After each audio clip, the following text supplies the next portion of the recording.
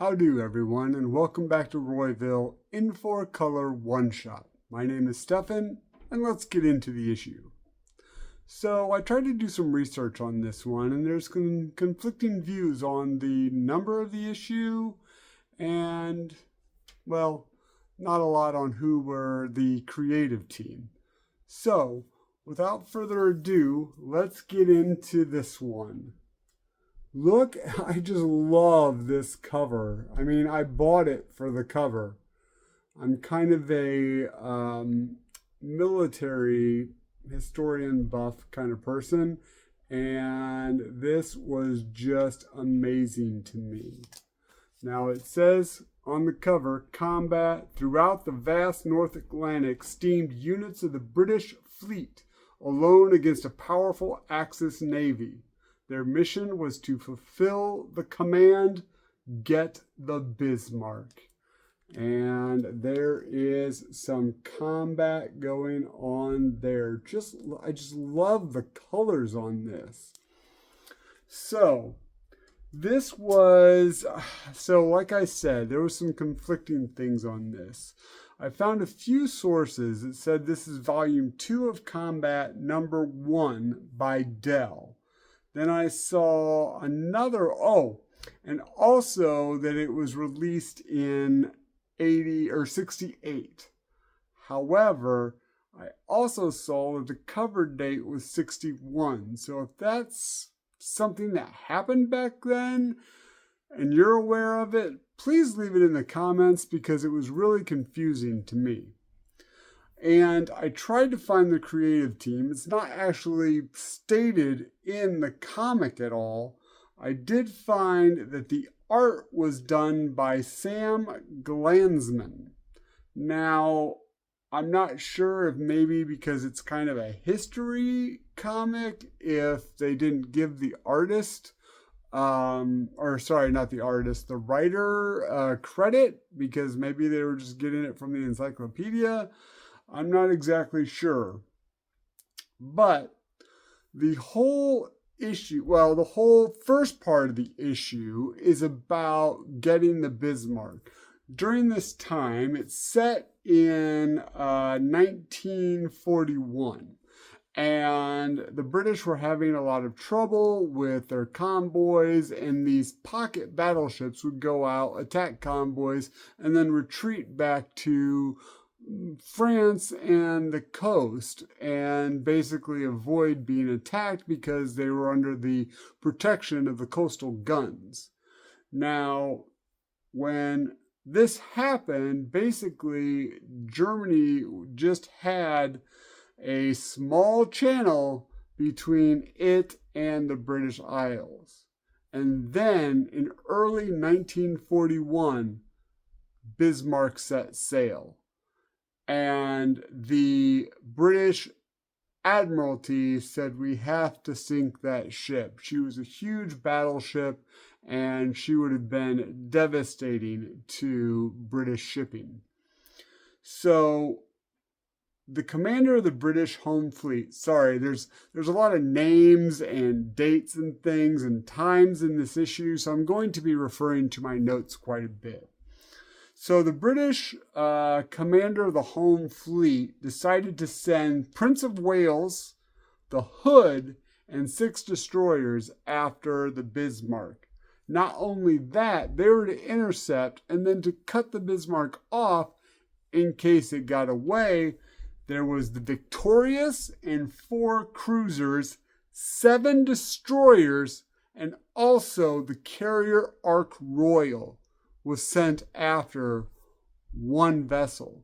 So you know that they thought that this was going to be a huge issue. Well, on May the 24th, the battle between the Bismarck and its companion, Prince Eugen, Prince Prince Eugen, I'm not sure if I'm pronouncing that correct, and the Hood and the Prince of Wales commenced. Now, the problem is, during this time, there was a lot of weather, and it was hard for the ships to actually gauge distances and hit each other. So there was a lot of back and forth. However, at the end of this initial conversation, the hood was sunk and the Prince of Wales had to retreat. So with the Bismarck hit in the confrontation, everyone thought that the Bismarck and the Prince Eugen would head back to a port in occupied France for repairs. So the problem was they'd lost the Bismarck in the weather. I guess there was a lot of storms going on at the time. Then at night, they lost the Bismarck. However, it was eventually sighted by the cruiser Sheffield. And Sheffield gave information to the Ark Royal aircraft carrier of the location of the German Bismarck. However, the problem was it was so bad out that when the planes of the Ark Royal went to bomb the Bismarck, they actually accidentally started to attack the Sheffield. Thankfully, the Sheffield did not get hit, and the planes for the Ark Royal were able to return. Because the weather was so bad, they were able to return, but one of the planes was lost when they were trying to land. So they eventually so when the planes returned on the 26th, the Sheffield finds the Bismarck again and signals the Ark Royal, but they have a plan this time. They're going to basically keep signaling the planes so that they don't they don't attack the Sheffield. And this actually works. The planes are able to find the Bismarck. However, after repeated attempts, they believe that they completely missed the Bismarck and she almost got away. However, the Sheffield was able to keep an eye on her. As the planes returned, it was discovered that the Bismarck was not heading back to port. So, after some interrogations of the plane crews, debriefing, I think they say interrogation in here, which I thought was weird because why would you be interrogating your own men? But after the debriefings, they did find that one of the ships or one of the planes probably did hit the Bismarck and she could not return because she had problems steering. So at that point, commander of the fleet said, all right, pounce, pounce, pounce.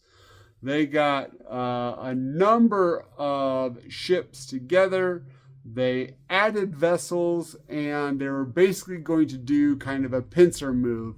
This group goes in from behind. This group cuts off from the north.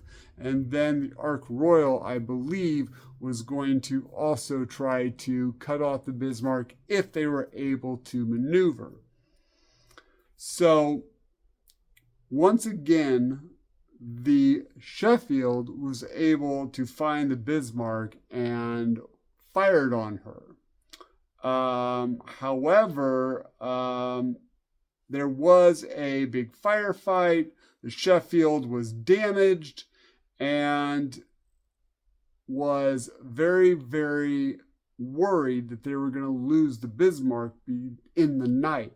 Because not only was there bad weather at this time, we didn't have a lot of sophisticated equipment, and at night ships could easily slip away in the darkness. Maybe not easily, but a heck of a lot better than they can now. So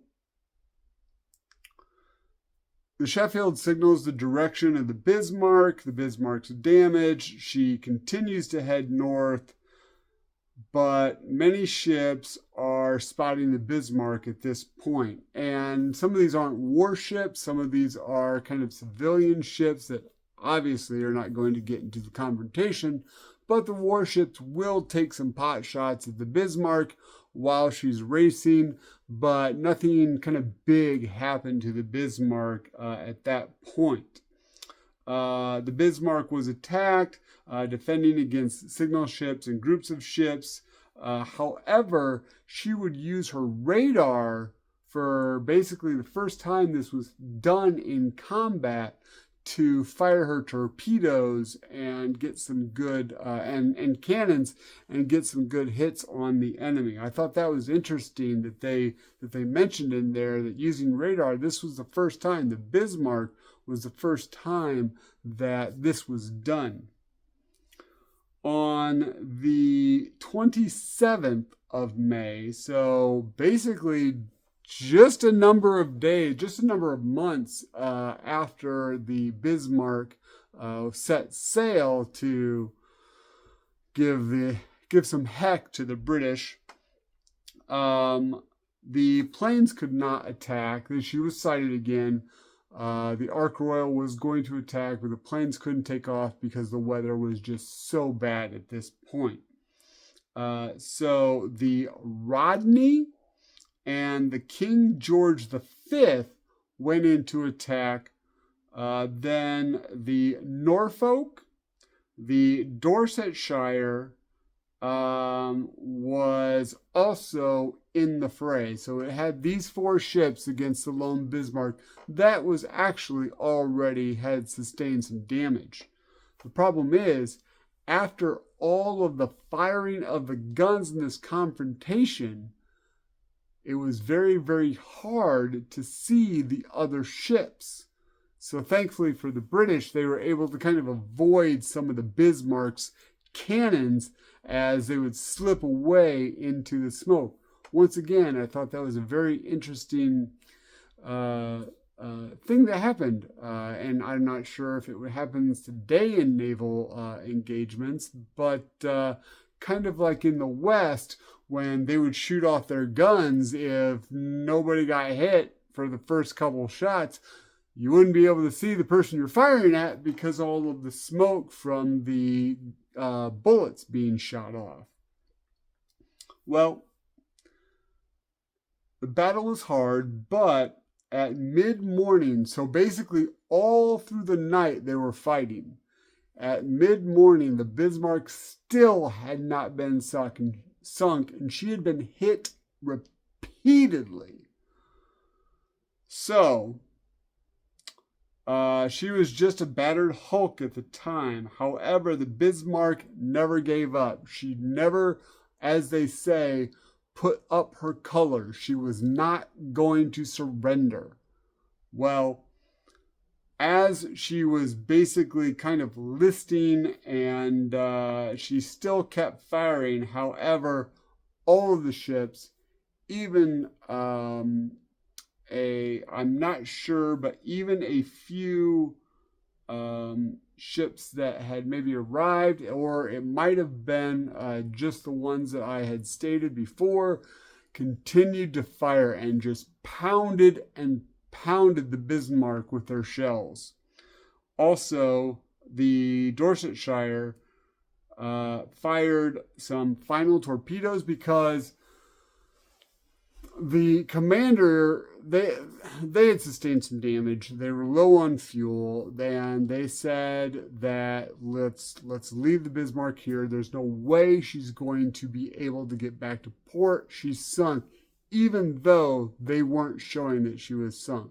So the captain of the Dorsetshire decided, I've got a few more torpedoes. I'm going to fire at the Bismarck because maybe the commander or the captain of the Dorsetshire was really wanting to make sure that the Bismarck was sunk, didn't want to leave anything to chance. So he fired his final torpedoes, and at 10:40 a.m. on May 27th, 1941, the Bismarck sank. Her keel was broke, and she sank to the depths. And I thought this was a great story, a great retelling. If there is any major history buffs that know a lot more about this battle and anything I said here is not correct, please leave them in the comments because I'd definitely like to know. However, they did, I think, a great job, and I can just imagine a child in the 60s reading this and really getting, maybe not excited for the loss of life, but excited for the combat and the heroism that had to be done between these two combatants. Number of combatants, all of the ships. The art was pretty good. Obviously not as nice and painted as the cover, but the art was pretty good, and I did like to see the naval ships fighting amongst each other and the cannons going off and things like that. At the back of the issue, there was a one-page story about the life of Sir Francis Drake, which I thought was interesting, and also a couple-page, I think maybe 4 or 5 pages that recounted Nelson's Battle of Trafalgar, which I thought was also kind of cool. This issue was kind of all about Britain. So if anybody knows about Dell, if they're like a British publishing company, or maybe just this one was about the Brits, not sure. However, I thought it was a great issue, and hopefully I'll pick up some more. Maybe I'll learn something. All right. That's this issue for today. Please like, subscribe, hit the notification bell so you know when another one-shot or one of our videos drops. And please, if you like this video, share it. Maybe even also for those history buffs. All right. Until next time, keep reading. Thanks, everyone.